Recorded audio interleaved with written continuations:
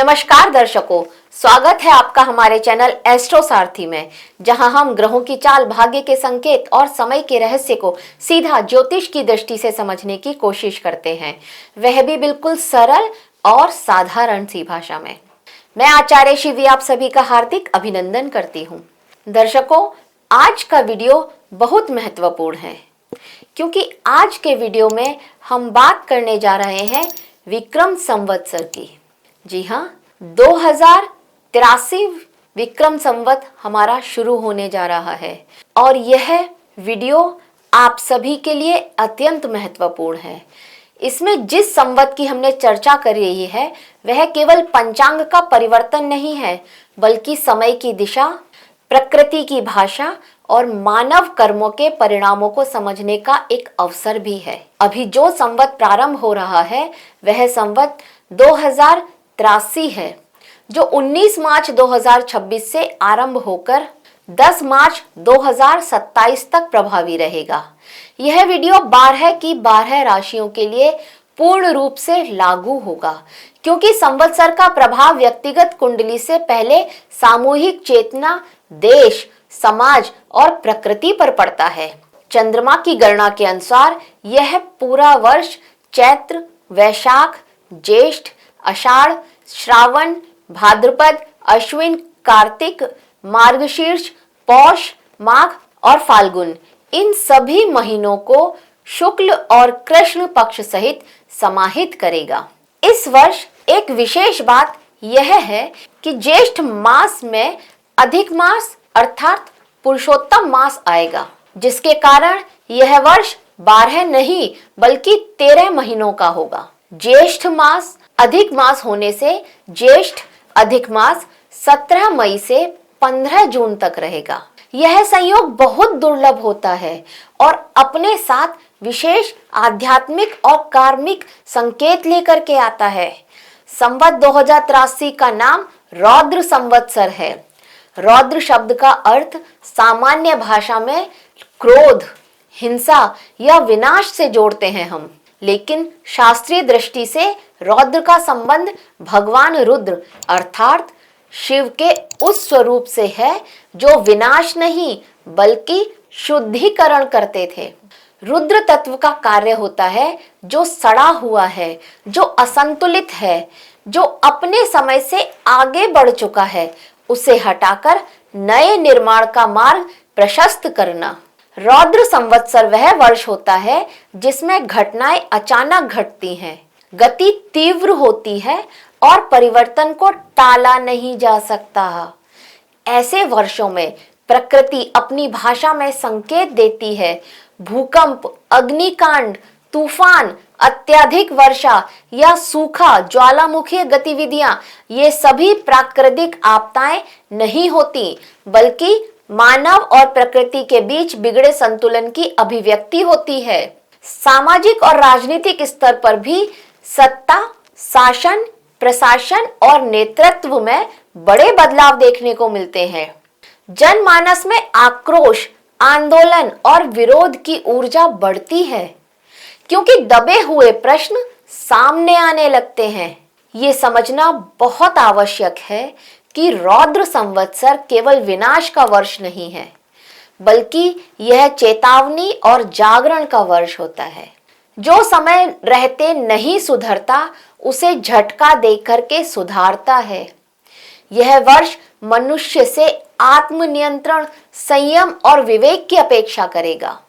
इस वर्ष संवत्सर मंत्रिमंडल भी बहुत कुछ कहता है। राजा के रूप में बृहस्पति होंगे और मंत्री के रूप में मंगल। बृहस्पति ज्ञान, धर्म, नीति, अर्थ और विस्तार के कारक हैं, जबकि मंगल ऊर्जा, साहस, संघर्ष और उग्रता का प्रतिनिधित्व करते हैं। चंद्रमा को 3 मंत्रालय दिए गए हैं, जो जनमानस, जल, पर्यावरण और भावनाओं को दर्शाता है। सूर्य और शुक्र को इस बार कोई मंत्रालय नहीं मिला, जो सत्ता और विलासिता के क्षेत्र में कुछ सीमाएं दर्शाता है। बृहस्पति को वित्त, कृषि और पेट्रोलियम मंत्रालय मिलने से नए व्यापारिक मार्ग खुल सकते हैं। कृषि क्षेत्र में सुधार के संकेत हैं और समय पर वर्षा होने की संभावना भी बनती है। हालांकि बुध के प्रभाव से साइबर ठगी, डिजिटल अपराधों के स्वरूप में बदलाव देखने को मिल सकता है। तकनीक का उपयोग बढ़ेगा, लेकिन उसके साथ सावधानी भी उतनी ही आवश्यक होगी। अधिक मास के कारण विवाह जैसे शुभ कार्यों के लिए मुहूर्त सीमित रहेंगे, लेकिन यह समय पूजा पाठ, साधना, जप, तप और आत्मिक उन्नति के लिए अत्यंत श्रेष्ठ माना गया है। जो लोग भीतर की यात्रा करना चाहते हैं, उनके लिए यह वर्ष विशेष फलदायी हो सकता है। इस वर्ष गुरु, राहु और केतु का राशि परिवर्तन भी होगा। सूर्य, बुध, शुक्र, मंगल और चंद्रमा भी अपने अपने समय पर राशि बदलते ही रहते हैं, जिससे पूरे वर्ष ऊर्जा का प्रवाह बदलता है। वर्ष की शुरुआत में सूर्य और शुक्र मीन राशि में होंगे, बृहस्पति मिथुन में, शनि मीन में होंगे, राहु कुंभ में और केतु सिंह राशि में स्थित होंगे। लेकिन 2 जून 2026 को बृहस्पति मिथुन राशि से निकल करके कर्क राशि में प्रवेश करेंगे, जहां पर ये उच्च के होंगे, और 31 अक्टूबर को सिंह राशि में जाएंगे। 5 दिसंबर को राहु मकर में और केतु कर्क राशि में प्रवेश करेंगे। ये सभी परिवर्तन सामूहिक घटनाओं को गति देंगे। अब अगर भारत पर इसके प्रभाव की बात करें, तो इस संवत्सर में राजनीति, प्रशासन और सीमाओं से जुड़े मामलों में अस्थिरता देखने को मिल सकती है। केंद्र और राज्यों के बीच टकराव, जन आंदोलन और नीतिगत बदलाव चर्चा में रह सकते हैं। सीमावर्ती क्षेत्रों में तनाव की स्थिति बन सकती है। प्रदूषण और मौसम में असामान्य बदलाव और स्वास्थ्य संबंधी समस्याएं लोगों को प्रभावित भी कर सकती हैं। प्राकृतिक आपदाओं की संभावना बढ़ती हुई दिखाई देगी, जैसे बाढ़, भूकंप या जल से जुड़ी घटनाएं हो सकती हैं। हालांकि इस वर्ष भारत किसी नई तकनीक, खोज या वैज्ञानिक उपलब्धि के कारण विश्व का ध्यान भी अपनी ओर आकर्षित कर सकता है। गुरु और मंगल का संयोग परिवर्तनकारी घटनाओं के संकेत दे रहा है। इस वर्ष 4 ग्रहण भी पड़ेंगे, 2 सूर्य ग्रहण और 2 चंद्र ग्रहण। ग्रहण काल सदैव आत्म संयम, साधना और सावधानी का समय माना जाता है।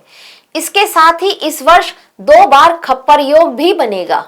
खप्पर शब्द शक्ति, उपासना से जुड़ा है और यह योग सत्ता परिवर्तन, संघर्ष और उग्र घटनाओं की संभावनाओं को दर्शाता है। जब किसी मास में विशेष तिथियों का असामान्य संयोग बनता है, तो समाज और राजनीति में हलचल बढ़ जाती है। इसका अर्थ भय नहीं, बल्कि सजगता है। राजा बृहस्पति इनके होने से देश में आध्यात्मिक उन्नति, शिक्षा, ज्ञान, विज्ञान और कृषि के क्षेत्र में प्रगति के योग हैं। लेकिन मंत्री मंगल होने के कारण उग्रता, विवाद और रक्त से जुड़ी हुई समस्याओं में वृद्धि की संभावना बन रही है। शनि की दृष्टि खनिज और तेल क्षेत्रों में कुछ चुनौतियां लेकर के आ सकती है। आर्थिक दृष्टि से मानसून अच्छा रहने के संकेत हैं, लेकिन महंगाई में उतार चढ़ाव बना रहेगा।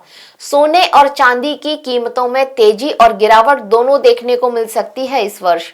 सरकारी राजकोष में वृद्धि होगी, लेकिन सुरक्षा और स्वास्थ्य क्षेत्र में चुनौतियां आएंगी सामने।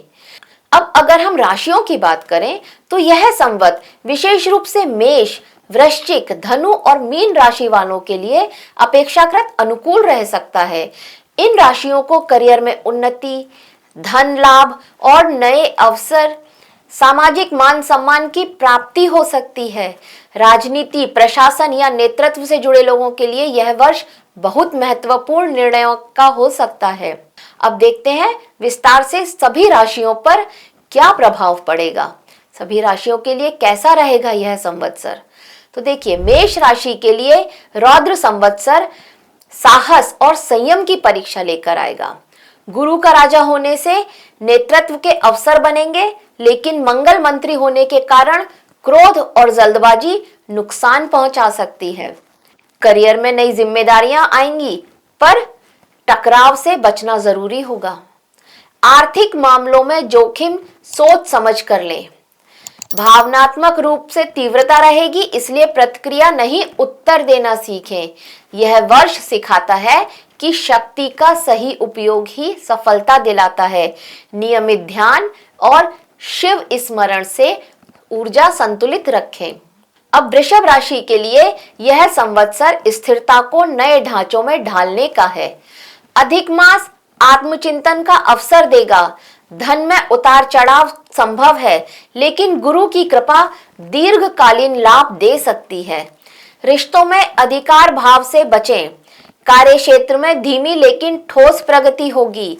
भावनात्मक सुरक्षा आपकी प्राथमिकता रहेगी इस वर्ष, पर परिवर्तन से भागना उचित नहीं है।